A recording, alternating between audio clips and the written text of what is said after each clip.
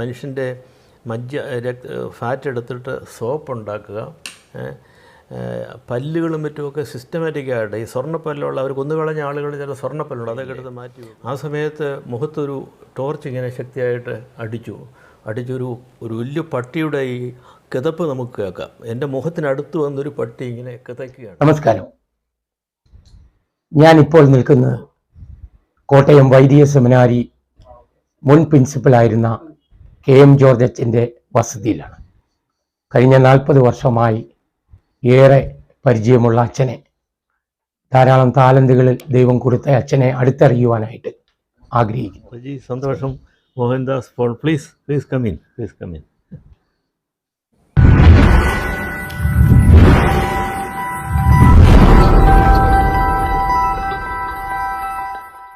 PR വിഷന്റെ മറ്റൊരു പുതിയ വീഡിയോയിലേക്ക് ഏവർക്കും സ്വാഗതം.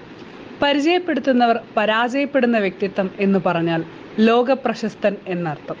വേഷഭൂഷാദികൾ കൊണ്ട് ക്രിസ്തീയ പുരോഹിതൻ എന്ന് മനസ്സിലാക്കാം. പക്ഷേ അടുക്കുംതോറും ആഴം വർദ്ധിക്കുന്ന അറിവിൻ്റെ മഹാസാഗരം. നമ്മൾ പറഞ്ഞു വരുന്നത് വേദജ്ഞൻ, ചിന്തകൻ, ചിത്രകാരൻ, സംഗീതജ്ഞൻ എന്നീ നിലകളിൽ ലോകമറിയുന്ന ഡോക്ടർ KM ജോർജ് അച്ഛനെ കുറിച്ചാണ്. ഒരു വൈദികൻ എങ്ങനെ ആയിരിക്കണം എന്നതിന് ഉത്തമ ഉദാഹരണമാണ് ബഹുമാനപ്പെട്ട ജോർജ് അച്ഛൻ. ഇനി അധികമൊന്നും പറയുന്നില്ല. പറയാൻ പോയാൽ ഇന്നെങ്ങും തീരില്ലെന്നേ. അച്ഛൻ കൈവയ്ക്കാത്തതും കടന്നു ചെല്ലാത്തതുമായ മേഖലകൾ ചുരുക്കം. ലോക നേതാക്കളായിരുന്ന ജോൺ പോൾ രണ്ടാമൻ മാർപ്പാപ്പ, ബെനഡിക്റ്റ് മാർപ്പാപ്പ, ഇപ്പോഴത്തെ ഫ്രാൻസിസ് മാർപ്പാപ്പ, ദലൈലാമ തുടങ്ങിയവർ സുഹൃത്തുക്കൾ എന്നറിയുമ്പോൾ പിന്നെ എന്താലോചിക്കാൻ. ഇനി നമുക്ക് വീഡിയോയിലേക്ക് കടക്കാം. ഞാൻ തന്നെ ഓർക്കുന്നുണ്ട്, 2012 ആദ്യമായിട്ട് ഞാൻ കൈലാസത്തിൽ പോയിട്ടുണ്ട്. കൈലാസത്തിൽ അതൊരു വാസ്തവത്തിലൊരു എൻ്റെ പ്രായമൊക്കെ വെച്ച് നോക്കുമ്പം അതൊരു സാഹസികമായ യാത്രയായിരുന്നു. ഇപ്പം നമ്മുടെ ജനറൽ എഡ്യൂക്കേഷനിലും നമ്മുടെ മതപരമായ വിദ്യാഭ്യാസത്തിലും ഒന്നും ഈ നേച്ചറുമായിട്ട് ബന്ധപ്പെട്ട് നമ്മൾ പറയുന്നില്ല. എല്ലാം പിന്നെ നേച്ചർ നമ്മളിൽ നിന്ന് വ്യത്യസ്തമായ ഒരു യാഥാർത്ഥ്യമാണ്. അതിനെ നമ്മൾ ഉപയോഗിക്കുന്ന കാര്യം മാത്രമേ നമ്മൾ പഠിക്കുന്നുള്ളൂ, എങ്ങനെ നമുക്ക് നേച്ചറിനെ ഉപയോഗിക്കാമെന്നുള്ളത്. അതല്ല, നേച്ചറിനെ ഇപ്പം ഒരു മരത്തിൽ പഴമുണ്ടായാൽ തീർച്ചയായിട്ടും നമുക്കൂടെ അത് കഴിക്കാം, അതിന് യാതൊരു ദോഷവും. അത് മാങ്ങയാണെങ്കിലും ചക്കയാണെങ്കിലും തേങ്ങയാണെങ്കിലും ഒക്കെ നമുക്ക് ഇവിടെ കഴിക്കാൻ വേണ്ടിയാണ്. പക്ഷേ അതിനെ ആവശ്യമില്ലാതെ അതിനെ മാന്തി കുഴിച്ച് ഈ പെട്രോളെല്ലാം എടുത്ത് കത്തിച്ച് വായു മലിനമാക്കി അന്തരീക്ഷം മുഴുവൻ കലുഷമാക്കുന്ന ആ ഒരു വ്യാവസായിക ഒരു സമ്പ്രദായം ഉണ്ടല്ലോ, അതിൻ്റെ പുറകിലെല്ലാം ലാഭവും സുഖമാണ്. പക്ഷേ മനുഷ്യൻ്റെ സുഖത്തിന് വേണ്ടി നമ്മൾ അങ്ങനെ ചെയ്യുന്ന കാര്യങ്ങളെല്ലാം അന്തിമമായിട്ട് തിരിച്ചടിക്കും. ഞാനിപ്പോൾ എനിക്കത് ശാസ്ത്രീയമായിട്ട് പറയാൻ സാധിക്കില്ലെങ്കിലും ഒരു മഹാപ്രദേശത്ത് മുഴുവൻ നമ്മളതിനെ കുഴിച്ചെടുത്തിട്ട് അതിൻ്റെ അകത്ത് ശൂന്യതയുണ്ടാക്കിയാൽ പിന്നെ ഉണ്ടാകുന്ന ഈ ഭൂകമ്പങ്ങളോ അത് ഒക്കെ എവിടെയാണ് സംഭവിക്കുന്നത്, അവിടെ ആയിരിക്കണമെന്നില്ല, വേറെ എവിടെയെങ്കിലും ആയിരിക്കും അതിൻ്റെ സംഭവങ്ങൾ ഉണ്ടാകുന്നത്. ഇപ്പോൾ അതുകൊണ്ട് മനുഷ്യന് ജീവിക്കണം ഈ ലോകത്തിൽ, മനുഷ്യക്ഷേമത്തോട് ജീവിക്കണം. പക്ഷെ ഒരു തൃപ്തി എന്ന് പറയുന്ന ആശയം നമുക്കിപ്പം നഷ്ടപ്പെട്ടു പോയി. സത്യമാണ്. കണ്ടൻമെൻ്റ് എന്ന് പറയുന്നത് ഇപ്പം ഞാൻ തന്നെ എന്നോട് പലരും പറയും, ഞാനിവിടെ ഒറ്റയ്ക്കായല്ലോ, എൻ്റെ ഭാര്യ മരിച്ചിട്ട് ഇപ്പം 13 വർഷമാണ്, പിള്ളേരൊക്കെ പഠനവും ജോലിയൊക്കെ ആയിട്ട് പോയി ഒറ്റയ്ക്കാണ്, എനിക്ക് അത്യാവശ്യത്തിന് ആരോഗ്യമൊക്കെ ഉണ്ട്, അപ്പോൾ ഒരാളെ നിർത്തി ഭക്ഷണമൊക്കെ ഉണ്ടാക്കരുതോ എന്നൊക്കെ എന്നോട്. അപ്പം ഞാൻ പറഞ്ഞു, എനിക്കിപ്പോൾ അതിൻ്റെ ആവശ്യമില്ല. കാരണം നമുക്ക് നമ്മുടെ മുറ്റത്തുള്ള പല ചെടികളും ഇലകളും കായ്കളും ഒക്കെ ആരോഗ്യം നമുക്ക്, അതെ, ആരോഗ്യമുണ്ട്. അപ്പോൾ അപ്പം നമ്മൾ മേശപ്പുറത്ത് നമുക്ക് പലതരത്തിലുള്ളതായ ഒഴിച്ചുകറി, തോരൻ, വറുത്തത്, പൊരിച്ചത് ഇതെല്ലാം വേണമെന്ന് നമ്മൾ ആഗ്രഹിക്കുകയാണെങ്കിൽ കുഴപ്പമാണ്. ഇത് വേണ്ട, നമ്മളൊരു 3-4 കോവയ്ക്ക നമ്മൾ അരിഞ്ഞൊന്ന് വഴറ്റി കഞ്ഞി ഉണ്ടാക്കി, അല്ലെങ്കിൽ കുറച്ച് ഇലകൾ നമ്മളൊന്ന് അരിഞ്ഞിട്ട് ഒരു തോരൻ ഉണ്ടാക്കി, തേങ്ങ നമുക്കുണ്ട്, ഇലകളുണ്ട്, പിന്നെ വാങ്ങിക്കേണ്ടത് എണ്ണയും ഒക്കെ ബുദ്ധിമുട്ടില്ലാതെ നമുക്ക് ചെയ്യാൻ പറ്റും. അപ്പോൾ അത് കഴിക്കുമ്പോൾ നമുക്ക് കിട്ടുന്ന ഒരു ആനന്ദമുണ്ട്, ഒരു തൃപ്തിയുണ്ട്. ഒരാൾ വന്ന് മേശപ്പുറം നിറച്ച് കറികൾ ഉണ്ടാക്കി വെച്ചിട്ട് നമ്മളത് ശാലം കഴിച്ചിട്ട് പോകുന്നു, അതിൽ കിട്ടുന്നതിലും സ്വയം ചെയ്യുകയും നമ്മൾ പ്രാർത്ഥനയോടെ വേണം കഴിക്കാനേ. ഈ വേസ്റ്റ് എന്ന് പറഞ്ഞ പ്രകൃതിയിൽ വേസ്റ്റ് ഇല്ല, അതെൻ്റെ ഒരു വലിയ ഒരു പിന്നെ കൺവിക്ഷനാണ്. ഞാനിപ്പം പടം വരയ്ക്കുമ്പോൾ നിങ്ങളെ കാണിക്കാം, ചിത്രം വരയ്ക്കുമ്പോഴേ പ്രകൃതിയിൽ വേസ്റ്റാണ് എന്ന് പറയുന്ന ഒത്തിരി സംഗതികളെ നമ്മൾ പിന്നെ ഒരു നിമിഷം ഞാനിപ്പോൾ കാണിക്കാം. പ്ലാസ്റ്റിക് വന്നതിന് ശേഷം ഈ വേസ്റ്റ് എന്നുള്ള സങ്കല്പം നമുക്ക് ഉണ്ടായത്. അതുവരെ അതിന് മുമ്പ് ഒരു വേസ്റ്റും ഒന്നുമില്ല. ഇല്ല. സദ്യക്ക് നമ്മളൊരു 100 പേർക്ക് സദ്യ കൊടുത്തു, ഇലയിൽ കഴിച്ച ഇല നമ്മൾ പറമ്പിൽ കൊണ്ട് ഇട്ടാൽ 2-3 ദിവസം കൊണ്ട് അത് മണ്ണായി അല്ലേ. ഇപ്പം ഞാൻ ഇന്നലെ എൻ്റെ വിദ്യാർത്ഥി സിറിലുമായിട്ട് നടക്കാൻ പോയി മാങ്ങാനത്തെ. ഒരു മരത്തിൻ്റെ ചുവട്ടിൽ ചെന്നപ്പോഴത്തേക്ക് ഇങ്ങനെ കുറേ ഇത് കിടക്കുന്നു, കണ്ടില്ലേ. അപ്പോൾ ഞാൻ പെട്ടെന്ന് കയ്യിലെടുത്ത ഉടനെ ഇതിൻ്റെ ആ പാറ്റേൺ കണ്ടില്ലേ, എത്ര റെഗുലർ ആയിട്ടുള്ള ഇതിനകത്ത് വിത്തുകളൊക്കെ വേണ്ടി വെച്ചേക്കുന്നതാണ്. കൃത്യത, അതിൻ്റെ ആ ഭംഗി, അതിൻ്റെ ആ ഋതമുണ്ട്. അപ്പം ഞാനത് പെറുക്കിക്കൊണ്ട് പോന്നു. ഇന്നലെ രാത്രി എന്തുകൊണ്ടോ 2:30 മണിക്ക് ഉണർന്നപ്പം എന്താ ചെയ്യുക നോക്കിയപ്പം ഇത് പെയിൻറ്റ് ചെയ്യാം, കണ്ടില്ലേ. ഇത് കണ്ടാൽ ഇതാണെന്ന് പറയുമോ നമ്മുടെ ഈ സാധനം നോക്കിയേ, ഈ സാധനം ഇത് വേസ്റ്റ് അല്ലേ. ഇത് ആളുകൾ അടിക്കുന്ന പിന്നെ തൂത്തുവാരുന്ന ആളുകൾ കൊണ്ട് കത്തിക്കുകയോ ഒഴിച്ചിടുകയോ, പക്ഷേ it has become A work of art, ഒരു മനോഹരമായ. അപ്പം ഞാൻ പറഞ്ഞു, ഞാൻ ആ സൈക്യാട്രിക് വാർഡിൻ്റെ അടുത്തുള്ളൊരു മരത്തിൻ്റെ അപ്പം ഞാൻ പറഞ്ഞു ഒരു ദിവസം നമുക്ക് അവിടെ പോയിട്ട്, സൈക്യാട്രിക് വാർഡിൽ ഒത്തിരി പേര് വെറുതെ ഇങ്ങനെ ഇരിപ്പുണ്ട്, അവർക്കൊന്നും ചെയ്യാനൊന്നുമില്ല പ്രത്യേകിച്ച്. അതിൻ്റെ അത് ഒരുവിധം പിന്നെ ആളുകളെ വിളിച്ചിട്ട് ഇങ്ങനെയുള്ള പെയിൻറ്റും കൊടുത്ത് ഈ മരത്തിൻ്റെ ഈ ഇത് കൂടെ എടുത്ത് കൊടുക്കുക, ഈ കായയുടെ. അവരെന്ത് ചെയ്യുമ്പോൾ കുറച്ച് കഴിയുമ്പോഴത്തേക്ക് അവർ നല്ല സന്തോഷം ഉണ്ടാവും. ചിലപ്പോൾ അവരുടെ അസുഖം മാറും. ഇതിന് ഇത് ആർട്ടെന്ന് പറയുന്നത് തെറാപ്യൂട്ടിക്കാണ്. നല്ല ആർട്ട് നമ്മളെ ഹീൽ ചെയ്യും. പല അസുഖം, മാനസികമായ പല ഈ കെട്ടുകളെ അത് അഴിച്ചു കളയും. അപ്പം ഇങ്ങനെയൊക്കെയുള്ള സംഗതികളെ ഇങ്ങനെ ഞാൻ കുറേ കാര്യങ്ങൾ ചെയ്തിട്ടുണ്ട്. ഈ വേസ്റ്റ് എന്ന് പറയുന്നത് രാവിലെ നടക്കാൻ പോകുന്ന കാര്യം പറഞ്ഞല്ലോ. നടക്കാൻ പോകുമ്പം ഈ വഴിയിൽ ഈ മരം വെട്ടിയിട്ടേക്കുന്ന മരമുണ്ട്, പിന്നെ ഇതുണ്ട്, തടിക്കഷ്ണങ്ങളുണ്ട്. അതിൻ്റെ പുറത്ത് ദ്രവിച്ച അതിൻ്റെ തൊലി ദ്രവിച്ച. അപ്പം ഞാൻ ഇടയ്ക്ക് തൊലി ഇങ്ങനെ ദ്രവിച്ച് കിടക്കുന്ന പറിച്ചുകൊണ്ട് വരും. എന്നിട്ട് അത് ഉണക്കി അതിൻ്റെ പുറത്ത് പെയിൻറ്റ് ചെയ്ത് പല സൃഷ്ടികൾ ഉണ്ടാക്കിയിട്ടുണ്ട്. അത് വാസ്തവത്തിൽ 3-4 ദിവസം കൊണ്ട് ദ്രവിച്ച് ഇല്ലാതാകേണ്ടതാണ്. അപ്പോൾ വഴിയെ പോകുന്നവരൊക്കെ ചിലപ്പോൾ എന്നെ നോക്കാറുണ്ട്, എന്തിനാണ് ഇയാൾ ഈ ദ്രവിച്ച ഈ തടിയുടെ തൊലിയൊക്കെ എടുത്തുകൊണ്ട് പോരുന്നത്. പക്ഷേ ഇവിടെ കൊണ്ടുവന്നത് ഞാൻ നിങ്ങളെ കാണിക്കാം. പ്രകൃതിയിൽ വേസ്റ്റ് ഇല്ല. നമ്മൾ ഉണ്ടാക്കി നമ്മുടെ പുതിയ സിവിലൈസേഷനാണ് ഈ വേസ്റ്റ് എന്ന് പറയുന്ന സങ്കല്പം. ലോകത്തിൻ്റെ ഏറ്റവും വലിയ പ്രശ്നം വേസ്റ്റാണ്. Nuclear waste. നമ്മൾ ന്യൂക്ലിയർ റിയാക്ടർ ഉണ്ടാക്കും, പക്ഷേ അത് കുറേ കഴിയുമ്പം അതിൻ്റെ സംഗതികൾ എവിടെ കൊണ്ട് കളയും. അതെ, ഡിസ്പോസ് ചെയ്യാൻ പറ്റില്ല. നമ്മൾ സമുദ്രത്തിൽ കൊണ്ട് വലിയ കോൺക്രീറ്റ് ബോക്സ് ഉണ്ടാക്കിയിട്ട് സമുദ്രത്തിൽ കൊണ്ട് അവരെ ഇടുന്നുണ്ട്. ചിലരെ കപ്പലെ കയറ്റിയിട്ട് പാവപ്പെട്ട ആഫ്രിക്കൻ രാജ്യങ്ങളുടെ അവിടെ കൊണ്ട് ഡംപ് ചെയ്യും. അവർക്ക് വല്ലതൊക്കെ പൈസ കൊടുക്കും. അവർക്ക് ഇതിനെക്കുറിച്ചൊന്നും അറിഞ്ഞുകൂടി. ഇതതിൻ്റെ പ്രശ്നം. പക്ഷേ nature has no waste product. ഇനി എന്തെങ്കിലും നമ്മൾ ഇങ്ങനെയുള്ള സാധനങ്ങളെ കത്തിപ്പോകുന്നതിന് ദ്രവിച്ചു പോകുന്നതിന് നമുക്കെടുത്തിട്ട് കലാവസ്തുക്കളായിട്ട് മാറ്റാനായിട്ട് സാധിക്കും. തീർച്ചയായും. ഫാദർ KM ജോർജ് എന്ന് കേൾക്കുമ്പോൾ ആദ്യം മനസ്സിലോടിയെത്തുന്നത് ഒരു വൈദികൻ്റെ ചിത്രമാണ്. പക്ഷേ വൈദികനേക്കാൾ ഉപരിയായി ഒരു ചിത്രകാരൻ കൂടിയുണ്ട് ഫാദർ KM ജോർജിൽ എന്നറിയാൻ കഴിഞ്ഞിട്ടുണ്ട്. കവിയും ചിത്രകാരനുമായ KM ജോർജ് 1972 മുതൽ 77 വരെയുള്ള കാലഘട്ടത്തിൽ പാരീസിലും യൂറോപ്യൻ രാജ്യങ്ങളിലും ചിത്രകല പഠിക്കാൻ പോയതായി കേട്ടിട്ടുണ്ട്. ആ ചിത്രകലയുടെ ആ അനുഭവങ്ങൾ ഒന്ന് പങ്കുവയ്ക്കാമോ? വാസ്തവത്തിൽ ചിത്രകല പഠിക്കാൻ വേണ്ടിയല്ല ഞാൻ പോയത്, തിയോളജി പഠിക്കാനാണ് എന്നെ അയച്ചത്. എന്നാൽ എനിക്ക് ചെറുപ്പം മുതൽ ചിത്രകലയിൽ താല്പര്യമുണ്ടായിരുന്നതുകൊണ്ടും പാരീസ് പോലെയുള്ള കലയുടെ ക്ഷേത്രം എന്ന് വിശേഷിപ്പിക്കാവുന്ന ഒരു നഗരത്തിൽ താമസിക്കുമ്പോൾ സ്വാഭാവികമായിട്ടും നമ്മുടെ സഹജമായ കലാ താല്പര്യങ്ങൾ ഉണരും. എനിക്കതിന് വലിയൊരു അനുഭവം അതിനകത്തുണ്ട്. കാരണം എവിടെ നോക്കിയാലും ഗാലറികളും മ്യൂസിയങ്ങളും ചിത്രകലയിൽ താല്പര്യമുള്ള ആളുകളും നമ്മൾ കാണും. അതുകൊണ്ട് സ്വാഭാവികമായിട്ടും നമ്മളിൽ വേരൂന്നിയിരിക്കുന്ന ചില കലാ പ്രവണതകൾ, താല്പര്യങ്ങൾ ഉണർന്നു വന്നു എന്നുള്ളതാണ് പറയാം. എന്നാൽ എൻ്റെ പ്രധാനപ്പെട്ട ജോലി അതല്ലായിരുന്നു. എൻ്റെ ഗവേഷണ പഠനം ആയിരുന്നു തിയോളജിയിൽ. അതുകൊണ്ട് ഞാൻ വഴി മാറിപ്പോകാതെ അതിൽ കോൺസെൻട്രേറ്റ് ചെയ്തു. എങ്കിലും ഈ ഒരു അവസരം എനിക്ക് ലഭിച്ചു എന്നുള്ളത് വലിയ സന്തോഷം നൽകിയൊരു സംഗതിയാണ്. പിക്കാസോ അവിടെ ജീവിച്ചിരിക്കുന്ന സമയത്ത് ഞാൻ അവിടെ ഉണ്ട്, പ്രായമായി അദ്ദേഹത്തിന്. അപ്പം ആ ഒരു ഇൻസ്പിറേഷൻ കിട്ടാൻ വേണ്ടി പല കലാകാരന്മാരും അവിടെ വന്ന് താമസിക്കുകയും വരയ്ക്കുകയും ഒക്കെ ചെയ്തിട്ടുണ്ട്. അപ്പോൾ അതിൻ്റെ സ്വാഭാവികമായിട്ടും എനിക്കതൊരു വലിയ പ്രയോജനം നൽകി, ആനന്ദം നൽകി എന്നുള്ളതാണ് വാക്ക്. പ്രയോജനമല്ല, ആനന്ദമാണ്. കാരണം കലയോട് സ്നേഹമുള്ള ആളുകൾക്ക് സർഗവൃത്തി ചെയ്യുമ്പോൾ ലഭിക്കുന്നതായ ഒരു ആന്തരികമായ തൃപ്തിയും ആനന്ദവും ഉണ്ട്. ഇപ്പോൾ ഈ ചിത്രകലയിലെ മാർഗദർശികളെക്കുറിച്ച് ഒന്ന് പറയാമോ? ചിത്രകലയിലെ മാർഗദർശികളെന്ന് പ്രത്യേകം ഞാൻ ആരുടെയും പേരെടുത്ത് പറയുന്നില്ല, എങ്കിലും അതിൻ്റെ പരിസരം, അതിൻ്റെ എൻവയൺമെൻറ്റ് വളരെ പ്രധാനപ്പെട്ടതാണ്. ഞാനിപ്പോൾ ഇതൊന്നും അറിയാത്ത ഒരു കൊച്ചു നഗരത്തിൽ താമസിക്കുകയാണെങ്കിൽ നമ്മുടെ ഉള്ളിലുള്ള വാസനകളെ നമ്മൾ ചിലപ്പോൾ തിരിച്ചറിഞ്ഞൊന്ന് വരികയില്ല. നിങ്ങൾക്ക് അവിടെ ഇരിക്കുന്ന ആ ചിത്രങ്ങൾ നോക്കിയാൽ അറിയാം. അത് 47-50 വർഷമായി അതൊക്കെ വരച്ചിട്ട്.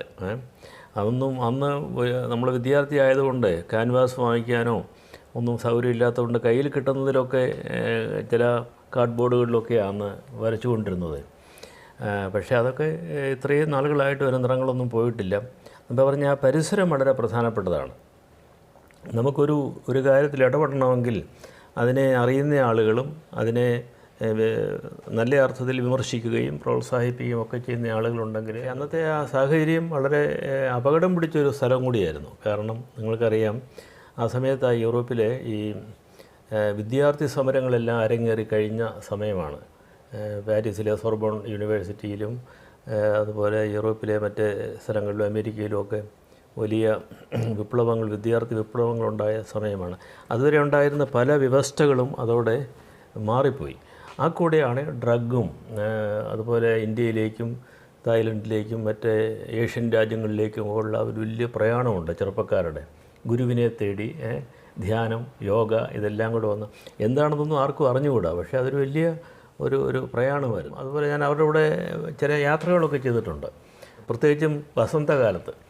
വസന്തകാലത്ത് വലിയ തണുപ്പില്ല, നല്ല സുഖകരമായ കാലാവസ്ഥയാണ് രാവിലെയൊക്കെ. അപ്പം അനേക കിലോമീറ്റർ ഞാനിങ്ങനെ അവരുടെ കൂടെ നടന്നു പോയത് ഓർക്കുന്നുണ്ട്. അവിടെ ഷാർത്ര എന്ന് പറയുന്ന ഒരു തീർത്ഥാടന കേന്ദ്രമുണ്ട്. ഒരു ഫ്രഞ്ച് പഴയ ഗോഥിക് കത്തീഡ്രലൊക്കെ ഉള്ള സ്ഥലമാണ്. പാരീസിൽ നിന്ന് 3 ദിവസം അവരുടെ കൂടെ ഇങ്ങനെ നടന്നു.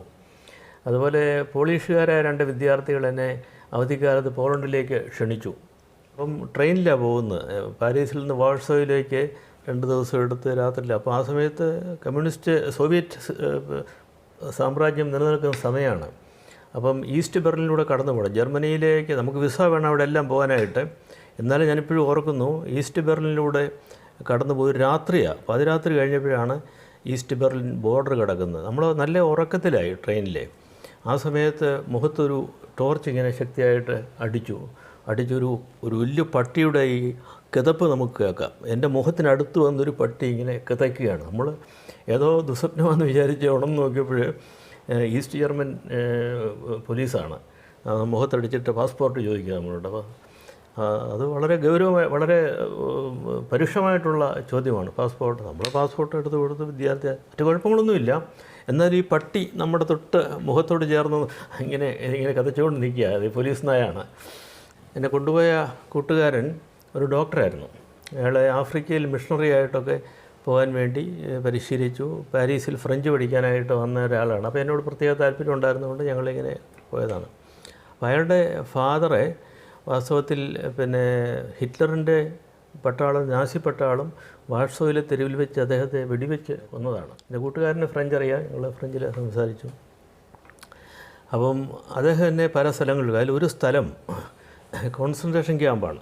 ഓഷ്വിറ്റ്സ് ബിർക്കിനാവ് എന്ന് നമ്മൾ പറയുന്ന ഹിറ്റ്ലറിൻ്റെ ഏറ്റവും വലിയ കോൺസെൻട്രേഷൻ ക്യാമ്പാണ്. ആ സമയത്ത് അവിടെ ബിഷപ്പായിരുന്നത് പിന്നീട് മാർപ്പാപ്പായി തീർന്ന ജോൺ പോൾ II മാർപ്പാപ്പായാണ്. അപ്പോൾ എന്നെ കൊണ്ടുപോയ ആൾ ഡോക്ടറുമാണ്, അച്ഛനുമാണ്. അപ്പം അദ്ദേഹം കാര്യങ്ങളൊക്കെ എന്നോടെല്ലാം വിശദീകരിച്ചു. എന്നെ ഈ ഔഷ്വിറ്റ്സ് ബിർക്കിനാവ് ക്യാമ്പിൽ രാവിലെ പോയതാണ്. ഞങ്ങൾ അവിടെ ഇരുന്നിട്ട് ഒരു ലോഡ്ജ് എടുത്ത ഒരു ഹോട്ടലിൽ പല സ്ഥലത്ത് താമസിച്ചു. ഒരു രാത്രി അവിടെ താമസിച്ചു.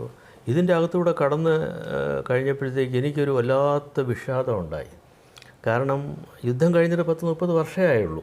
അപ്പോൾ ആ കോൺസെൻട്രേഷൻ അവർ മ്യൂസിയം പോലെ സൂക്ഷിച്ചിരിക്കുകയാണ്. അവിടെ കണ്ട കാഴ്ചകൾ ജർമ്മൻകാരെ മനുഷ്യനെ കൊല്ലുന്നതാണെങ്കിലും വളരെ സിസ്റ്റമാറ്റിക്കായിട്ടാണ് അവരെ എലിമിനേറ്റ് ചെയ്യുന്നത്. അപ്പം ദ ഫൈനൽ സൊല്യൂഷൻ എന്നൊക്കെയുള്ള പേരിട്ടാണ് അന്നത്തെ യൂറോപ്പിലെ യഹൂദ വംശജരെ മുഴുവൻ കൊല്ലുക. അതുപോലെ ജിപ്സികളെ, അനാര്യന്മാരെന്ന് അവർ വിളിച്ച ആളുകളുണ്ട്. ഇവരാര്യന്മാരാണ്, ജർമ്മൻകാർ. അത് ഹിറ്റ്ലറിൻ്റെ തത്വശാസ്ത്രമാണ്.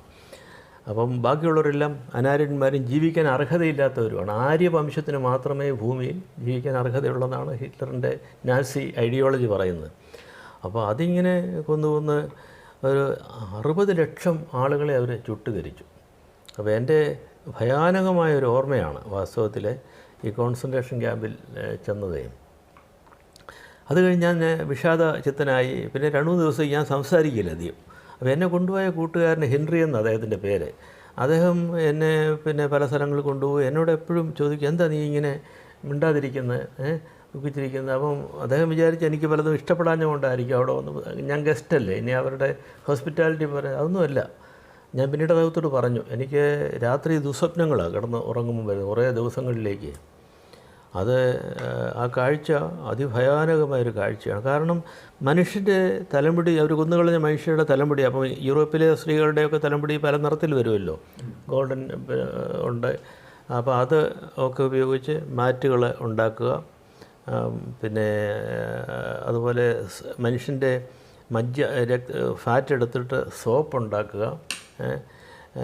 പല്ലുകളും മറ്റുമൊക്കെ സിസ്റ്റമാറ്റിക്കായിട്ട് ഈ സ്വർണ്ണപ്പല്ലുള്ള അവർ കൊന്നുകളഞ്ഞ ആളുകൾ ചില സ്വർണ്ണപ്പല്ലുണ്ട്, അതൊക്കെ എടുത്ത് മാറ്റി വെക്കും. കുഞ്ഞുങ്ങളുടേത്, പ്രായമുള്ളവരുടേത്, ഇതെല്ലാം സിസ്റ്റമാറ്റിക്കായിട്ട് എല്ലാത്തിനും ഉണ്ട്. ഒരാളെ കൊന്നാൽ അത് വെറുതെ കൊല്ലുകയില്ല. അയാളുടെ മുഴുവൻ ചുരുക്കമായിട്ട് അയാളുടെ ലൈഫ് ഹിസ്റ്ററിയുടെ അവിടെ ടൈപ്പ് ചെയ്ത് വെച്ചിട്ടുണ്ട്. ഈ കാഴ്ച ദുഃഖകരവും ഭീതികരവുമായൊരു കാഴ്ചയാണ്. അപ്പം ഇപ്പോഴും എനിക്ക് ഈ മുള്ളുവേലിയിട്ട വലിയ വേലികൾ മുള്ളുവേലി കാണുമ്പോൾ എനിക്കൊരു ഭയമാണ്. ഈ മുള്ളുവേലികൾക്കിടയ്ക്ക് അത് ഇലക്ട്രിഫൈഡ് മുള്ളുവേലിയാണ്, തടവുകാർ ചാടിപ്പോകാതിരിക്കാനായിട്ട്. എന്നിട്ട് ഈ നമ്മൾ മത്തി അടുക്കുന്നത് പോലെയാണ് ഇവർക്കുള്ള ഡോർമിറ്ററികൾ. ഇങ്ങനെ തട്ടായിട്ട് തടി കൊണ്ട് അതിൻ്റെ അകത്തോട്ട് ഇവർ നുഴന്ന് കയറി കിടക്കണം. ആവശ്യത്തിന് വസ്ത്രമില്ല, തണുപ്പാണെങ്കിലും ചൂടാണെങ്കിലും എല്ലാം ഇതിൻ്റെ അകത്ത് ഇങ്ങനെ കിടക്കുകയാണ്. എന്നിട്ട് അവസാനം ഒന്നുകിൽ അവരെ വെടിവെച്ചിട്ട് അവരെ വിഷം കൊടുത്ത് വന്ന് അതിൻ്റെ അകത്ത് ഞാൻ കയറി. ഈ ക്രുപ്സ് എന്ന് പറയുന്നൊരു വലിയ കമ്പനി ജർമ്മനിയിൽ ഉണ്ടായിരുന്നു. അവരായി ഇലക്ട്രോണിക് ഗുഡ്സൊക്കെ ഉണ്ടാക്കുന്ന ഒരു കമ്പനിയാണ്. അവിടെ ചെന്നപ്പോൾ ഞാൻ നോക്കിയപ്പോൾ ഈ വിഷം കൊടുത്ത ടിന്നുകളുണ്ട്, വിഷത്തിൻ്റെ ടിന്നുകളൊക്കെ അവിടെ. അത് ക്രുപ്സ് കമ്പനിയാണ് ഈ വിഷം ഉണ്ടാക്കിയത്. അതൊരു തരം പിന്നെ ഒരു അണ്ടർഗ്രൗണ്ട് ചേമ്പേഴ്സാണ്. അതിൻ്റെ അകത്തോട്ട് കയറ്റിയിട്ട് ഈ വിഷം തുറന്നു വിടുകയാണ്. അപ്പം ആളുകൾ 100 കണക്കിന് ആളുകൾ, 1000 അതിൻ്റെ അകത്ത് മരിച്ചു കഴിയുമ്പോൾ എന്താ ചെയ്യുന്നത്, അവരൊരു ട്രെയിനുണ്ട് അതിൻ്റെ അകത്തൂടെ. ആ ട്രെയിനിൻ്റെ ഇതിലേക്ക് ഇതുപയോഗിച്ച ആളുകളെ ഈ ശവശരീരങ്ങൾ ട്രെയിനിലോട്ട് ഇടുകയാണ്. ക്യാബിൻ തുറന്ന ഇതാണ്. എന്നിട്ട് ആ ട്രെയിൻ പോയിട്ട് ഒരു വലിയൊരു ചൂളയ്ക്കകത്തൂടെയായി, ഇലക്ട്രിക് ചൂളയാണ്, അതിൻ്റെ അകത്തൂടെയാണ് ട്രെയിൻ പോകുന്നത്. ഈ ചൂളയ്ക്കകത്ത് കയറുമ്പോഴത്തേക്ക് ഇതിൻ്റെ ഇത് തുറന്നിട്ട് ഈ ബോഡീസ് എല്ലാം കൂടെ ക്രിമേറ്റ് ചെയ്യുന്നതാണ്. അത് 1-2 അല്ലല്ലോ, അത് മാസമായിട്ട് ദിവസവും നടക്കുന്ന കാര്യമായത്. അങ്ങനെ എന്നിട്ട് അപ്പം ഞാൻ പോയ വഴിക്ക് ഇതിൻ്റെ അകത്തോട് നടന്നപ്പോഴേ നല്ല വെളുത്ത മണലാണ്. നമ്മൾ പഞ്ചസാര മണലെന്നൊക്കെ പറയുന്ന പോലെയുള്ള ഒരു ഐവറി കളറുള്ള മണലാണ് അത്. ഞാനെടുത്തിങ്ങനെ കൈ നോക്കിയപ്പോൾ എൻ്റെ കൂട്ടുകാരൻ ഹെൻറി പറഞ്ഞു, ഇത് എന്താണെന്ന് മനസ്സിലായെന്ന് ചോദിച്ചു. എന്താണെന്നറിയാമത്, ഈ ലക്ഷക്കണക്കിന് ആളുകളെ ചുട്ടരിച്ച് കൊന്നിട്ട് അവരുടെ ഈ ഭസ്മം കൊണ്ട് അടുത്തൊരു വലിയ ഒരു ഒരു കുളത്തിൽ കൊണ്ട് ഇടുകയാണ്. ആ കുളം കവിഞ്ഞിട്ട് ആ പ്രദേശം മുഴുവൻ ഈ എല്ലുപൊടി നമ്മൾ ഉണ്ടല്ലോ, എല്ലുപൊടിയുടെ ഇത് കിടക്കുന്ന ആ എല്ലുപൊടിയാണ്. അത് ചിന്തിക്കാൻ പറ്റിയില്ല. അങ്ങനെയുള്ള സാഹചര്യങ്ങളാണ്. അപ്പം ഇത് മനുഷ്യൻ്റെ ക്രിയേറ്റിവിറ്റിയാണ് ഒരു വശത്ത്, അല്ലേ? ഈ നാസിപ്പെട്ട ആൾ ഹിറ്റ്ലറും നാസികളും ഒക്കെ സിസ്റ്റമാറ്റിക്കായിട്ട് അവരെ ഈ കാര്യങ്ങളെല്ലാം ചെയ്തു. പക്ഷേ അത് മനുഷ്യവംശത്തിൻ്റെ ഏറ്റവും വളരെ നീചമായ അതീവ ദുഃഖകരമായ ഒരു അധ്യായമാണ് ഉണ്ടായത്. അതിനി ഭൂമിയിൽ ഉണ്ടാകരുതേ എന്നാണ് നമ്മുടെ പ്രാർത്ഥന. ഇതൊക്കെ അതൊരു കലയോട് ഞാൻ ബന്ധപ്പെട്ട് പറഞ്ഞെങ്കിലും ക്രിയേറ്റിവിറ്റിയുടെ സൈഡ് ഇത് ക്രിയേറ്റിവിറ്റിയാണെന്ന് പറയാം, അല്ലേ? പക്ഷേ അങ്ങനെയൊക്കെയാണ്. മലയാളത്തിലെ ആദ്യത്തെ പ്രവാസ കവി എന്ന ഒരു വിശേഷണം അച്ഛന് വിമർശകനായ പി രാമൻ നൽകിയിട്ടുണ്ട്. അതിനെക്കുറിച്ച് എന്ത് പറയുന്നു? അങ്ങനെയൊന്നും അവകാശപ്പെടുന്നില്ല. എങ്കിലും ഞാൻ 70കളിൽ എഴുതിയ ഗദ്യകവിതകളും ചെറിയ ഡ്രോയിങ്സും ഒക്കെ ചേർത്ത് ഒരിക്കലൊന്ന് പ്രസിദ്ധീകരിച്ചിരുന്നു. അതിന് വലിയ പ്രസിദ്ധിയൊന്നും കിട്ടിയില്ല. എങ്കിലും അതിൻ്റെ ഏതോ ഒരു പൊടി പിടിച്ച കോപ്പി പാലക്കാട്ടെ ഒരു ബുക്ക് ഷോപ്പിലുണ്ട് എന്നൊരു സ്നേഹിതൻ പറഞ്ഞതനുസരിച്ച് കവി പീരാമൻ അവിടെ ചെന്നത് കണ്ടെടുത്തു. പീരാമൻ എനിക്കതുവരെ ഒരു പരിചയമില്ല.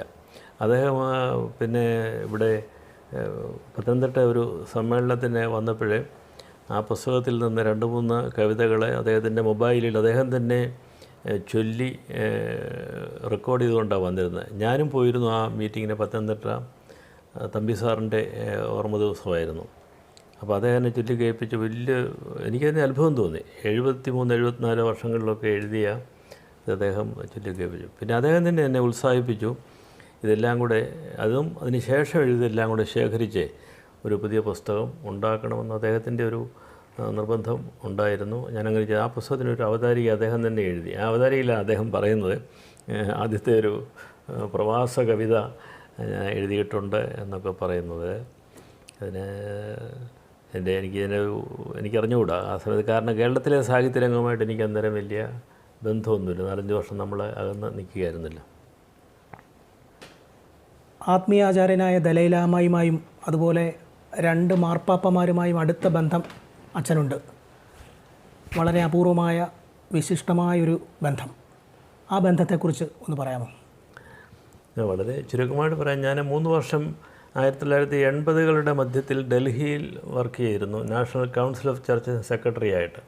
അന്ന് പൗലോസ് ഗ്രിഗോറിയോസ് തിരുമേനി അവിടെ ബിഷപ്പാണ്, എൻ്റെ ഗുരുവാണ്. എനിക്ക് ആചാര്യനാണ് അദ്ദേഹം. അദ്ദേഹത്തിൻ്റെ സുഹൃത്തായിരുന്നു ദലൈലാമ. അപ്പോൾ അന്ന് ദലൈലാമയ്ക്ക് ഈ നൊബേൽ പ്രൈസ് ഒന്നും കിട്ടിയിട്ടില്ല. അതുകൊണ്ട് അദ്ദേഹത്തെ കാണുന്നതിനൊന്നും അത്ര വലിയ പ്രയാസമുള്ള സമയമില്ലാഞ്ഞു. അവിടെ ടിബറ്റ് ഹൗസിൻ്റെ ഡയറക്ടറുമായിട്ട് എനിക്ക് വലിയ സൗഹൃദം ഉണ്ടായി. അവരുടെ പല കാര്യങ്ങൾക്ക് എന്നെ വിളിക്കുമായിരുന്നു. മീറ്റിങ്ങുകൾക്ക് മാത്രമല്ല, അവരുടെ കോളനിയിലൊക്കെ ഈ ആളുകൾ ഉണ്ടാക്കുന്ന ടിബറ്റൻ ഭാഷയിൽ എഴുതിയ കാര്യങ്ങൾ എനിക്ക് പറഞ്ഞു തരും. ഞാനത് ഇംഗ്ലീഷിൽ അത് കൊമേഴ്ഷ്യലായിട്ട് അവർക്ക് കൊടുക്കാൻ വേണ്ടി സാമ്പ്രാണിത്തിരി പോലുള്ള കാര്യങ്ങളൊക്കെ അതിൻ്റെ പുറത്ത് 1-2 വാക്യങ്ങളൊക്കെ ഇംഗ്ലീഷ് എഴുതി കൊടുക്കുകയൊക്കെ ചെയ്ത് ഓർക്കുന്നുണ്ട്. അപ്പോൾ ദലൈലാമയെ 3 പ്രാവശ്യം ഞാൻ അവിടെ വെച്ച് കണ്ടിട്ടുണ്ട്. ഞങ്ങളൊരു മീറ്റിംഗ് ഓർഗനൈസ് അവിടെയും അദ്ദേഹം വരികയൊക്കെ ചെയ്തു. എന്നാൽ ഏറ്റവും അവസാനം ഞാൻ കണ്ടത് അതിൻ്റെ വർഷം ഞാൻ ഓർക്കുന്നില്ല. ഏതാനും വർഷങ്ങൾക്ക് മുൻപ് ഡൽഹിയിൽ മറ്റൊരു കാര്യത്തിന് പോയപ്പോൾ ധർമ്മശാലയിൽ പോയി. അപ്പോൾ ദലൈലാമയെ കാണുമെന്നൊരു പ്രതീക്ഷയില്ല. ഞാൻ അവിടെ ചെന്നപ്പോൾ അദ്ദേഹം 200 സന്യാസിമാർക്ക് പട്ടം കൊടുക്കുകയാണ്. അതുകൊണ്ട് അവിടെ ചെന്നപ്പോൾ അദ്ദേഹം ആരെയും കാണുകയില്ല എന്നൊക്കെ അവിടുന്ന് ഇങ്ങനെ പൊതുവായിട്ട് അറിഞ്ഞു. അതുകൊണ്ട് എനിക്ക് പ്രതീക്ഷയില്ല. ഞങ്ങളവിടെ ഒരു ചെറിയ ഹോട്ടലിൽ എൻ്റെ കൂടെ 2 പേര് ഇന്ത്യൻ എക്സ്പ്രസ്സിലെ ഒരു ഫ്രണ്ടും വേറൊരു ഫ്രണ്ടും ഒക്കെ ആയിട്ട് ഞങ്ങളവിടെ താമസിച്ചു. എങ്കിലും എൻ്റെ കയ്യിലുണ്ടായിരുന്ന ബുക്ക് അത് പൗലോസ് ഗ്രിഗോറിയോസ് തിരുമേനിയുടെ കൃതികൾ ഞാൻ എഡിറ്റ് ചെയ്തൊരു പുസ്തകമായിരുന്നു, ഒരു ഫിലോസഫി. അത് ഞാൻ അവിടെ ഓഫീസിൽ ഏൽപ്പിച്ചു. ഞാൻ ഇങ്ങനെ അതിൻ്റെ അകത്തൊരു കുറിപ്പും വെച്ചു. ഞാനിവിടെ വന്നിരുന്നു, ഈ പുസ്തകം അങ്ങേക്ക് തരാൻ വേണ്ടിയാണ് ആഗ്രഹിച്ചത് എന്നൊക്കെ പറഞ്ഞു. അത് കൊടുത്ത് ഒരു മറുപടി കൊണ്ടെന്ന് വിചാരിച്ചില്ല. ആരെയും കാണുകയില്ല എന്ന് പറഞ്ഞു. അങ്ങനെ ഇരിക്കുമ്പോഴാണ് ഒരു ദിവസം രാവിലെ ഞങ്ങൾ ഡൽഹിയിലേക്ക് പോരാൻ ഒരുങ്ങുമ്പം ഒരാൾ വന്നു, ഒരു ദൂതൻ വന്ന് പറഞ്ഞു, ഹിസ് ഹോളിനെസ് ദലൈലാമ നിങ്ങളെ കാണാനായിട്ട് താല്പര്യം പ്രകടിപ്പിച്ചിട്ടുണ്ടെന്ന് പറഞ്ഞു. നാളെ അതിരാവിലെ 6 മണിക്ക് ഇന്ന സ്ഥലത്ത് വരണമെന്നു. അവിടെ ചെന്നപ്പം അത് ഹിമാലയൻ മലകളാണല്ലോ. രാവിലെ 6 മണിക്ക് മഞ്ഞുണ്ട്, കാറ്റുണ്ട്. പൈൻ മരങ്ങൾക്കിടയിലെ ഒരു കെട്ടിടത്തിൽ ഞങ്ങൾ പോയിരുന്നു. കുറച്ച് സമയം ഇരുന്നപ്പോഴത്തേക്ക് അപ്പോൾ അവിടെ ഭയങ്കര സെക്യൂരിറ്റി ആയിപ്പോഴും. അദ്ദേഹത്തിന് Z കാറ്റഗറിയോ ഒക്കെയാണ്. അത് നമ്മുടെ കയ്യിൽ നിന്ന് എല്ലാം ക്യാമറയും നോട്ട്ബുക്കും എല്ലാം അത് വാങ്ങിച്ചിട്ടാണ് നമ്മളെ അകത്തേക്ക് കയറ്റി വിടുന്നത്. അവിടെ പോയിരുന്നു. അപ്പോൾ എൻ്റെ കൂടെ 2 സ്നേഹിതരും വന്നിരുന്നു. കുറച്ച് നേരം അവിടെ ഇരുന്ന് കഴിഞ്ഞപ്പോൾ പിന്നെ എനിക്കറിയാം ദലൈലാമയെ മുൻപോട്ട് കാണുമ്പോഴൊക്കെ അവർക്കൊരു നമ്മൾ അനുഗ്രഹം വാങ്ങാൻ വേണ്ടി ഒരു സമ്മാനം കൊടുക്കണം. ഒരു സ്കാർഫാണത്. ആ സ്കാർഫ് നമുക്ക് വാങ്ങിക്കാൻ കിട്ടുന്നതാണ്. അത് നമ്മൾ ഇങ്ങനെ കൊടുക്കുമ്പോൾ അദ്ദേഹം അത് വാങ്ങിച്ചിട്ട് ആദരപൂർവ്വം അത് നോക്കിയിട്ട് നമുക്കത് അനുഗ്രഹമായിട്ട് തിരിച്ചു തരും. അങ്ങനെ രീതിയാണ്. അപ്പം ഞാൻ ഈ അപ്രതീക്ഷിതമായിട്ട് ഈ അപ്പോയിൻമെൻറ്റ് വന്നതുകൊണ്ട് അങ്ങനെയൊന്നും കരുതിയിരുന്നില്ല. ഞാനവിടെ ചെന്ന് മുറിക്കകത്തിരുന്നപ്പോൾ ഒരു ജർമ്മൻകാരത്തെ ഒരു സ്ത്രീയും ഒരു ക്യാമറാമാനും കൂടെ അകത്തിരിപ്പുണ്ട്. അപ്പം ഞാൻ ചോദിച്ചു, ഞങ്ങൾക്ക് നേരത്തെ തന്നൊരു അപ്പോയിൻമെൻറ്റാണ്, അതായത് ഒരു ഇൻ്റർവ്യൂ എടുക്കാനാണ് എന്ന് പറഞ്ഞു. ഞാൻ നോക്കിയപ്പോൾ ആ സ്ത്രീയുടെ കയ്യിലൊരു സ്കാർഫ് ഇരിപ്പുണ്ട്. ആ സ്കാർഫ് കണ്ടപ്പോൾ എനിക്ക് പെട്ടെന്ന് തോന്നി, നമ്മുടെ കയ്യിലൊന്നും ഇല്ലല്ലോ അദ്ദേഹത്തിന് കൊടുക്കാനെന്ന് തോന്നിയത്. അപ്പോൾ എൻ്റെ ഈ നോട്ടം കണ്ടപ്പോൾ ഞാൻ ചോദിച്ചു, ഈ സ്കാർഫ് എവിടുന്ന? ഞങ്ങളത് പുറത്തുനിന്ന് വാങ്ങിച്ചതാണ് എന്ന് സ്ത്രീ പറഞ്ഞു. അപ്പോൾ അവർക്ക് മനസ്സിലായി എൻ്റെ പ്രയാസം എന്നാണ്. അവർ പറഞ്ഞു, എൻ്റെ ഒരു എക്സ്ട്രാ സ്കാർഫ് ഉണ്ട്, do you want that scarf എന്ന് ചോദിച്ചു. Yes I will pay for it എന്ന് പറഞ്ഞു. അവരെടുത്ത് എനിക്ക് തന്നു. No payment, this is my gift എന്ന് പറഞ്ഞ് എനിക്ക് അവർ തന്നു. അപ്പോൾ ഞാനിതും കൊണ്ടാണ് നിൽക്കുന്നത്. അപ്പോൾ കുറച്ച് കഴിഞ്ഞപ്പോൾ വന്നു ഒരു പറഞ്ഞു, നിങ്ങളെ മുറിക്കകത്തല്ല അദ്ദേഹം വരുന്നത്, അദ്ദേഹം പുറത്ത് ഒരു ഗാർഡനുണ്ട്, അവിടെ വന്ന് നിൽക്കണമെന്ന് പറഞ്ഞു. അപ്പോൾ ഞാൻ ചെന്നപ്പം ലൈലമ്മയ്ക്ക് അപ്പോഴത്തേക്ക് പ്രായമായില്ലേ, ഞാൻ അദ്ദേഹം കൂടെ ചെറുപ്പമായിരുന്ന സമയത്ത് 80കളിലാണല്ലോ പരിചയപ്പെട്ടിരുന്നത്. അദ്ദേഹം കയറി വന്നു. അദ്ദേഹം താഴെ ഒരു ചെരുവിലൊരു ചെറിയ വീട്ടിലാണ് അദ്ദേഹം താമസിക്കുന്നത്. 2 മങ്സ് സന്യാസിമാർ, നല്ല ആരോഗ്യമുള്ള 2 സന്യാസിമാർ 2 വശത്തും പിടിച്ചുകൊണ്ട് സ്റ്റെപ്പ് കയറി വരിക താഴെ നിന്നത്. എന്നെ കണ്ട ഉടനെ അവിടെ നിന്നു ഉടനെ ഈ താടി ഇങ്ങനെ, അദ്ദേഹത്തിന് താടി ഇല്ലല്ലോ, ഇങ്ങനെ താടിയൊക്കെ കാണിച്ചുകൊണ്ട് ഏതോ തമാശ അവിടെ എന്ന് പറഞ്ഞു. അടുത്ത് വന്നിട്ട് താടിയൊക്കെ തടവി. അപ്പം കയ്യിലങ്ങ് പിടിച്ചു. ഈ കയ്യെ പിടിച്ചിട്ട് അവരോട് പറഞ്ഞു, സന്യാസിമാരോട് മാറിക്കോളാൻ പറഞ്ഞു. അവർ മാറി. എന്നിട്ട് അതേ ഒരു 10 മിനിറ്റ് സമയം അവിടെ നിന്നുകൊണ്ട് പല കാര്യങ്ങൾ ഓർത്ത്, പഴയ കാര്യങ്ങൾ ചിലതൊക്കെ പറഞ്ഞു. എന്നിട്ട് പിന്നെ പറഞ്ഞു, ഇവിടെയാണ് എവറിത്തിങ് ബിഗിൻസ് ഹിയർ, ഹാർട്ട്, ഈ ഹൃദയത്തിലാണ് എല്ലാം. സമാധാനം ഇവിടെയാണ് ആരംഭിക്കുന്നത്, യുദ്ധം ഇവിടെയാണ്. അപ്പോൾ ഈ ലോകത്തിൻ്റെ കോൺഫ്ലിക്റ്റിനെ കുറിച്ച് അദ്ദേഹം പറഞ്ഞത്, മനുഷ്യനെ യുദ്ധത്തിൽ നിന്നും കലഹത്തിൽ നിന്നും വിട്ട് നമ്മൾ വീണ്ടും ഈ സമാധാനത്തിലേക്ക് വരണമെന്നാണ് അദ്ദേഹം പറഞ്ഞത്. അങ്ങനെ തോന്നുന്നു. അപ്പം ഇതിൻ്റെ പടങ്ങളൊക്കെ നമ്മളൊന്നും ക്യാമറയൊന്നുമില്ല, പക്ഷേ അവർക്ക് അവിടെ ഒഫീഷ്യൽ ഫോട്ടോഗ്രാഫർ ഉണ്ടായിരുന്നു, ഒരു സന്യാസി. നമ്മളറിഞ്ഞില്ല, ഈ പടങ്ങളെല്ലാം എടുത്തു. പക്ഷേ അദ്ദേഹം കണ്ടപ്പോൾ നടന്നൊരു സംഗതി, അതാണ് പ്രധാന സംഗതി. അടുത്ത് വന്നു കഴിഞ്ഞപ്പോൾ ഞാൻ ഈ സ്കാർഫ് കൊടുത്തു. സ്കാർഫ് അദ്ദേഹം വാങ്ങിച്ചിട്ട് അദ്ദേഹം സാധാരണ മതാധ്യക്ഷന്മാരൊക്കെ ചെയ്യുന്ന പോലെ ഇങ്ങനെ ആലിംഗനം ചെയ്യാനാണ് എൻ്റെ എന്ന് ഞാൻ വിചാരിച്ചു. പക്ഷേ ആലിംഗനം ചെയ്യല്ല, നെറ്റി കൊണ്ട് നമ്മുടെ നെറ്റിയിൽ മുട്ടിക്കും. എന്നിട്ടൊരു കുറേ സമയം ഇങ്ങനെ നിശബ്ദമായിട്ട് നിൽക്കും. അപ്പം ഇങ്ങനെ മുട്ടിച്ച് കഴിഞ്ഞപ്പോൾ ഞാൻ പെട്ടെന്നത് ഞാൻ പ്രതീക്ഷിച്ചില്ല അങ്ങനെ ചെയ്യുമെന്നേ. അത് കാരണം ഞാനിങ്ങനെ മാറാൻ നോക്കിയപ്പോഴത്തേക്ക് അദ്ദേഹം പരമായിട്ട് ഇങ്ങനെ നെറ്റി മുട്ടിച്ച് നിൽക്കുകയാണ്. അതൊരു എത്ര സമയം നിന്ന് എനിക്ക് അറിഞ്ഞുകൂടാ. ഞാനപ്പോഴത്തേക്ക് കണ്ണടച്ചു. അതിൻ്റെ പടങ്ങളൊക്കെ പിന്നെ അവർ എനിക്ക് അയച്ചു തന്നു. ഞാൻ പിന്നീട് എന്നോട് പറഞ്ഞു, ഈ സീനിയർ സന്യാസിമാരുമായിട്ട് അദ്ദേഹം കാണുമ്പം അവരുടെ ഒരു എനർജി ട്രാൻസ്ഫറുണ്ട്. ഇങ്ങനെ നെറ്റിയിൽ മുട്ടിച്ച് പരസ്പരം ഈ ഊർജം പകരുന്ന ഒരു പാരമ്പര്യം അതാണ്. അപ്പോൾ നമുക്കതൊരു വലിയ ബഹുമതിയാണ്. കാരണം നമ്മൾ ഒന്നുമില്ലാത്ത ഒരാൾ അവിടെ ചെന്നപ്പോഴേ അദ്ദേഹം അങ്ങനെ ചെയ്തു എന്നുള്ളത്. എങ്കിലും ഞാനിപ്പോഴും ഓർക്കുന്ന, ഇത്രയും സന്തുഷ്ട ഹൃദയമുള്ള, അതേസമയം നർമ്മബോധമുള്ള ഒരു മത അധ്യക്ഷനെ നമുക്ക് ചുരുക്കമായിട്ട് കാണാം. അദ്ദേഹത്തിൻ്റെ രാജ്യം മുഴുവൻ ചൈനക്കാരെ ആക്രമിച്ച് എല്ലാം നാശമാക്കിയിരിക്കുകയാണെങ്കിലും ആയുധമെടുക്കരുത്, അദ്ദേഹം വിചാരിച്ച് ഒന്ന് ഞൊടിച്ചാൽ മതി, ഈ യൂറോപ്പും അമേരിക്കയും എല്ലാം അന്നത്തെ കാലത്ത് ചൈനയ്ക്കെതിരായിട്ട് ആയുധങ്ങൾ എല്ലാം കൊടുത്തേനെ. അപ്പം ചൈന ടിബറ്റ് മുഴുവൻ യുദ്ധഭൂമിയായിട്ടങ്ങ് മാറും. അതിലേക്കെങ്ങും അദ്ദേഹം പോയില്ല. ഇപ്പോഴും അദ്ദേഹം സമാധാന കാംക്ഷിയാണ്. അപ്പോൾ അദ്ദേഹത്തിൻ്റെ ആ ഒരു പോസിറ്റീവ് എനർജി അടുത്ത് വന്നപ്പം തന്നെ നമുക്ക് മനസ്സിലാവും. അതായത് ഇതെല്ലാം ആ പടമാണ് നിങ്ങളൊരു പക്ഷേ കൂടിയൊക്കെ കാണുന്നത്. അതായത് ഞാൻ ജനീവയിലെ ബോസെ എക്യുമെനിക്കൽ ഇൻസ്റ്റിറ്റ്യൂട്ടിൽ നിന്ന് എല്ലാ വർഷവും വിദ്യാർത്ഥികളും അധ്യാപകരും റോമിലേക്കൊരു യാത്രയുണ്ട്, ഒരാഴ്ചത്തെ താമസമാണ്.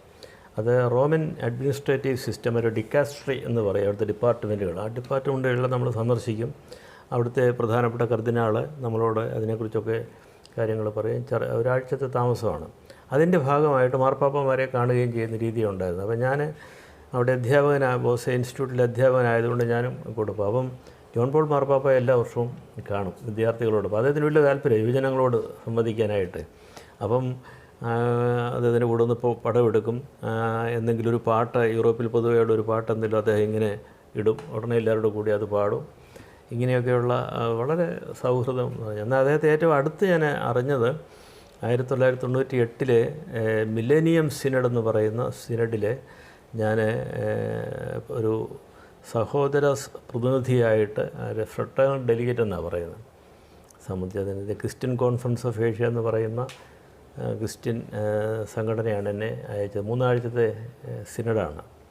അവിടെ വെച്ച് അദ്ദേഹം രാവിലെയും വൈകിട്ടും സിനഡിലെ അധ്യക്ഷനായിട്ടിരിക്കുന്നത്. അപ്പോൾ അത് സിനഡിന് മുമ്പും പിൻപും ഞങ്ങളോട് സംസാരിക്കും. പിന്നെ അദ്ദേഹത്തിൻ്റെ പ്രൈവറ്റ് അപ്പാർട്ട്മെൻറ്റ്, ഞങ്ങൾ 4 പേരാണ് അന്ന് കത്തോലിക്ക സഭയ്ക്ക് പുറത്തുള്ള ഫ്രട്ടേണൽ ഡെലിഗേറ്റ്സ് ആയിട്ടുണ്ടായിരുന്നു. ഓസ്ട്രേലിയക്കാരൻ, ഇന്തോനേഷ്യക്കാർ, അർമീനിയക്കാർ, ഞങ്ങൾ 4 പേരെയും പ്രത്യേകമായിട്ട് അദ്ദേഹത്തിൻ്റെ പ്രൈവറ്റ് അപ്പാർട്ട്മെൻറ്റിൽ വിളിച്ച് ഞങ്ങൾക്കൊരു സപ്പർ തന്നു. അതായത് ഇരുന്നുകൊണ്ട് സപ്പർ എന്ന് പറഞ്ഞാൽ ലളിതമായൊരു സപ്പറാണത്. അന്ന് അദ്ദേഹം വളരെ ക്ഷീണിതനായിരുന്നു. ഈ പാർക്കിൻസൺസ് ഡിസീസ് ഉള്ളത് കൊണ്ട് അദ്ദേഹത്തിന് ഈ നൈഫും ഫോർക്കും ഒന്നും ഉപയോഗിക്കാൻ സാധിക്കില്ല. മുറിച്ചിട്ട ഭക്ഷണ സാധനങ്ങൾ ചെറിയ സ്പൂണ് കൊണ്ട് കോരി കഴിക്കാനേ സാധിക്കുമായിരുന്നു. പക്ഷേ അദ്ദേഹം വളരെ അലേർട്ടായിരുന്നു. പല ഞങ്ങളുടെ ചോദ്യങ്ങൾക്കൊക്കെ ഉത്തരം പറയുകയും വളരെ സ്നേഹത്തോടുകൂടി ഞങ്ങളോട് ഇടപെടുകയൊക്കെ ചെയ്തു. ഒത്തിരി വിശദാംശങ്ങളുണ്ട്, ഞാൻ അതിലേക്കിപ്പോൾ കടക്കുന്നില്ല. അന്ന് അവിടെ പ്രധാനപ്പെട്ട ചുമതല ഉണ്ടായിരുന്ന ആളായിരുന്നു പിന്നീട് മാർപ്പാപ്പ ബെനഡിക്റ്റ് മാർപ്പാപ്പ. അദ്ദേഹത്തിൻ്റെ ഈ ആദ്യം പറഞ്ഞ ജോൺ പോൾ മാർപ്പാപ്പ ഞങ്ങളെ ഫെയർവെൽ ലഞ്ച് തന്ന സമയത്ത് 6 പേർക്ക് ഇരിക്കാവുന്ന വട്ടമേശകളില്ല ഞങ്ങളെല്ലാം ബിഷപ്സ്, ബാക്കിയെല്ലാം ബിഷപ്സും ഒക്കെയാണ് കൂടുതലും. അപ്പം എനിക്ക് കിട്ടിയ മേശയുടെ ഹോസ്റ്റായിട്ട് എല്ലാ മേശയിലും ഒരു കർദിനാളാണ് ഹോസ്റ്റായിട്ടിരിക്കുന്ന ആൾ. ഞാൻ നോക്കിയപ്പം അദ്ദേഹം കാർഡിനൽ റാറ്റ്സിംഗറാണ് എന്ന് അദ്ദേഹത്തിൻ്റെ പഴയ പേരാണ്. കാർഡിനൽ റാറ്റ്സിംഗറാണ് ഞങ്ങളുടെ മേശയുടെ. അദ്ദേഹത്തിൻ്റെ വലതുവശത്താണ് എനിക്ക് സീറ്റ് കിട്ടിയിരിക്കുന്നത്. ബാക്കിയുള്ള ആർച്ച് ബിഷപ്സും ഒക്കെ വേറെ ഉണ്ട്. അപ്പോഴതൊരു അസാമാന്യ ഒരവസരമായിട്ട് എനിക്ക് തോന്നുന്നു അദ്ദേഹത്തോട് സംസാരിക്കാനുണ്ട്. കാരണം വലിയ തിയോളജിയനാണ് അദ്ദേഹം.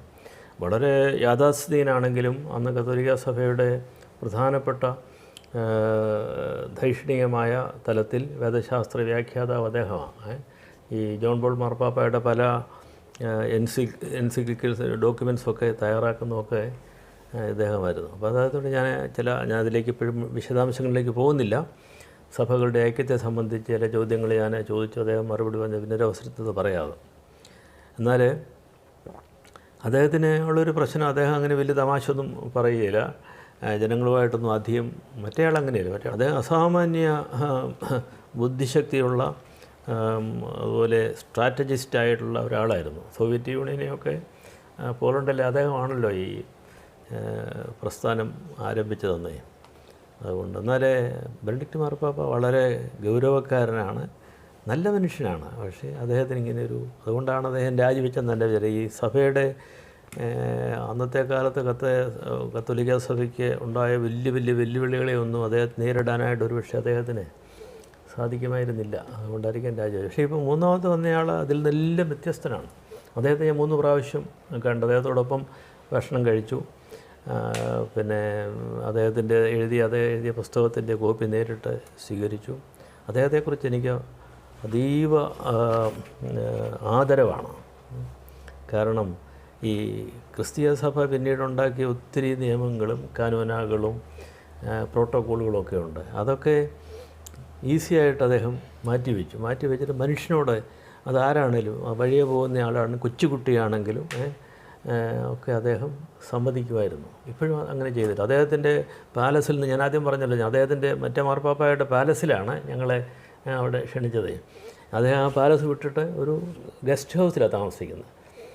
ആരും പോയി താമസിക്കാവുന്ന ഗസ്റ്റ് ഹൗസിലാണ് അദ്ദേഹം. അപ്പോൾ ഒരു സത്രത്തിൽ താമസിക്കുന്ന ഒരു മാർപ്പാപ്പ ഒരു തീർത്ഥാടകനാണ്. അങ്ങനെയാണല്ലോ, നമ്മൾ തീർത്ഥാടകരാണല്ലോ, വഴിപോക്കരാണല്ലോ സത്രങ്ങളിൽ താമസിക്കുന്നത്.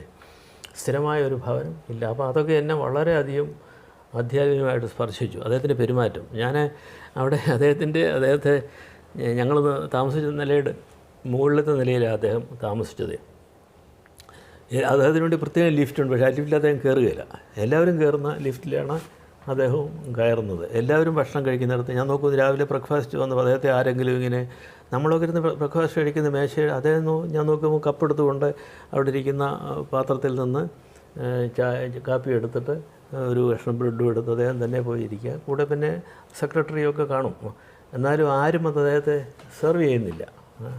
അപ്പം ഇങ്ങനെ മറ്റുള്ളവരെ പിന്നെ ശുശ്രൂഷിക്കാനും അതുപോലെ പിൽക്കാലത്ത് ക്രിസ്തീയ സഭകളിലൊക്കെ ഉണ്ടായ വലിയ അധികാര ഘടനകളുണ്ടല്ലോ, അതിനെയൊക്കെ വളരെ ലാഘവത്തോടെ എടുത്തങ്ങോട്ട് മാറ്റി വെച്ചിട്ട് യേശുവിനെ പോലെ മനുഷ്യരോട് സംവദിക്കുന്ന ഒരാളായിട്ടാണ് ഞാൻ അദ്ദേഹത്തെ കണ്ടിടവും മനസ്സിലാക്കിയത്. ഞാൻ അന്ന് തന്നെ അദ്ദേഹം മാർപ്പാപ്പായ 3 ദിവസത്തിനകം ഞാനന്നൊരു ലേഖനം എഴുതിയിട്ടുണ്ട്. അതിന് തിയോളജിക്കലായിട്ട് എന്താ ഈ മനുഷ്യൻ്റെ പ്രത്യേകത എന്നൊക്കെ പറഞ്ഞുകൊണ്ടേ അത് എന്നെ ഇപ്പോഴും ഇൻസ്പയർ ചെയ്യുന്നത്. അപ്പോൾ ഞാൻ ഈ മതങ്ങളുടെ ലോകത്തിൽ ഞാൻ മുമ്പേ പറഞ്ഞ ദലൈലാമായും ഈ ഫ്രാൻസിസ് മാർപ്പാപ്പായുമാണ് എന്നെ ഏറ്റവും അധികം പ്രചോദിപ്പിക്കുന്ന 2 ആത്മീയ വ്യക്തിത്വങ്ങൾ.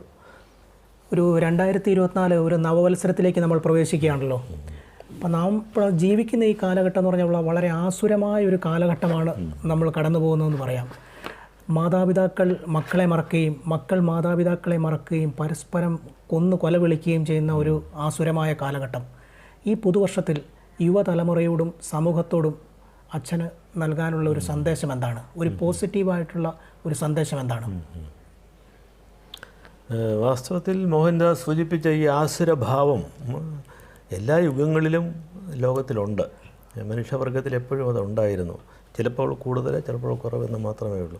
പക്ഷേ മനുഷ്യൻ പ്രകാശത്തിലേക്ക് സഞ്ചരിക്കുന്ന ഒരു സ്പീഷീസാണ് മനുഷ്യൻ. മാത്രമല്ല, എൻ്റെ ആ ചിത്രത്തിൽ സൂചിപ്പിക്കുന്നത് പോലെ പ്രകാശത്തിലേക്കും ജീവനിലേക്കും പ്രാണവായുവിലേക്കും നമ്മൾ സഞ്ചരിച്ചു കൊണ്ടിരിക്കണം എന്നുള്ളതാണ്. അതുകൊണ്ട് എനിക്ക് എൻ്റെ പ്രത്യാശ ഒരിക്കലും നഷ്ടപ്പെട്ടു പോകുന്നില്ല. വളരെ ദുഃഖകരമായ അനുഭവങ്ങൾ നമുക്കുണ്ട്, ദുരന്തങ്ങൾ നമ്മളെ വലയം ചെയ്യുന്നുണ്ട്. പക്ഷേ മനുഷ്യൻ്റെ ഉള്ളിൽ ജീവന് വേണ്ടിയുള്ള ആ ഒരു ത്വര നിലനിൽക്കുന്നുണ്ട്. എല്ലാ ജീവികളിലും അതുണ്ട്. അപ്പോൾ എന്തെല്ലാം പ്രതിബന്ധങ്ങളുണ്ടായാലും ജീവൻ്റെ മുളയുണ്ട്. നമ്മുടെ ചുറ്റുപാടും നോക്കുമ്പോൾ എല്ലാ ചെടികളിലും എല്ലാ മരങ്ങളിലും എന്തുമാത്രം പുതിയ മുളകളാണ് ഒരു ദിവസം വരുന്നത്. ആയിരക്കണക്കിന് 10,000-കണക്കിന് മുള, അതെല്ലാം ജീവൻ്റെ പ്രതീകമാണ്.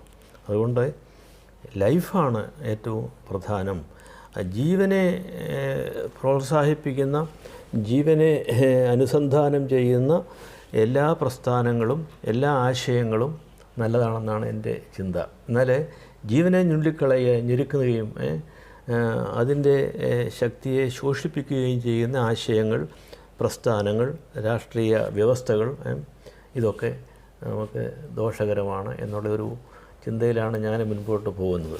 അതുകൊണ്ട് ഈ മതങ്ങളെന്നോ എൻ്റെ മതമെന്നോ നിൻ്റെ മതമെന്നോ ഒക്കെയുള്ള ചില സങ്കുചിതമായ കാഴ്ചപ്പാടിനപ്പുറത്ത് എൻ്റെ പാർട്ടി നിൻ്റെ പാർട്ടി എന്നുള്ള രാഷ്ട്രീയമോ അല്ലെങ്കിൽ എൻ്റെ ദേശം നിൻ്റെ ദേശം ഇതൊക്കെ നമുക്ക് ആവശ്യമാണ്. പക്ഷേ അങ്ങനെയുള്ള സങ്കുചിത ധാരണകൾക്കപ്പുറത്ത് മനുഷ്യവർഗമെല്ലാം ഒരൊറ്റ ശരീരമാണ്. ആ ശരീരം ഒരുമിച്ച് നിൽക്കണം, അത് ജീവനിലേക്കും പ്രകാശത്തിലേക്കും സഞ്ചരിച്ചു കൊണ്ടിരിക്കണം എന്നുള്ളത് ഒരു വളരെ പ്രധാനപ്പെട്ട ഒരു സംഗതിയായിട്ടാണ് എൻ്റെ ജീവിതത്തിൽ അനുഭവപ്പെടുന്നത്. അതുകൊണ്ട് പ്രകൃതിയെ സ്നേഹിക്കുന്നതിന് പ്രധാനപ്പെട്ട ഒരു കാരണം പ്രകൃതിയിൽ നിന്ന് ഊർജ്ജം നമുക്ക് കിട്ടുന്നത്. എത്ര കാറ്റ് വന്നു, കൊടുങ്കാറ്റടിച്ചു, മരങ്ങൾ പോയി, ഉണക്ക്, വലിയ വരൾച്ച വന്നു, വലിയ മഴ വന്നു, പക്ഷേ ചെടികളും മരങ്ങളും ഇങ്ങനെ വീണ്ടും വീണ്ടും തല ഉയർത്തി വളരുകയല്ലേ. അതാണ് പ്രകൃതി നൽകുന്ന വലിയൊരു സന്ദേശം. അതിനപ്പുറത്ത് മനുഷ്യന് എത്ര ഫിലോസഫറാണെങ്കിലും ഒരു പുതിയ സന്ദേശം കൊടുക്കാനില്ല. വാസ്തവത്തിൽ ദൈവം സൃഷ്ടിച്ച ഈ സൃഷ്ടി, ഈ പ്രകൃതി എത്ര മനോഹരിയാണ്, എത്ര ആശയഗാംഭീര്യം ഉള്ള ഒരു ജീവനാണ് അതിൻ്റെ പുറകിൽ തുടിക്കുന്നതെന്ന് നമ്മൾ മനസ്സിലാക്കുക എന്നുള്ളതാണ്. അപ്പോൾ അത് നമ്മുടെ കുട്ടികളെ പഠിപ്പിക്കണം. ആ ഒരു സെൻസിറ്റിവിറ്റി വികസിപ്പിക്കാനുള്ള വിദ്യാഭ്യാസം നമ്മൾ കൊടുക്കണമെന്ന് തന്നെയാണ് എൻ്റെ എളിയ ആഗ്രഹം. മനസ്സിനെ തൊടുന്ന ആ ഒരു നൈർമല്യമാണ്, ഹൃദയ നൈർമല്യമാണ് അച്ഛനുമായിട്ടുള്ള ഓരോ സംഭാഷണങ്ങളും. ഇത്രയും നേരം PR വിഷ്ണുമായി മനോഹരമായ ആശയങ്ങൾ പങ്കുവച്ച ഫാദർ KM ജോർജിന് എല്ലാ ആശംസകളും നേർന്നുകൊള്ളുന്നു.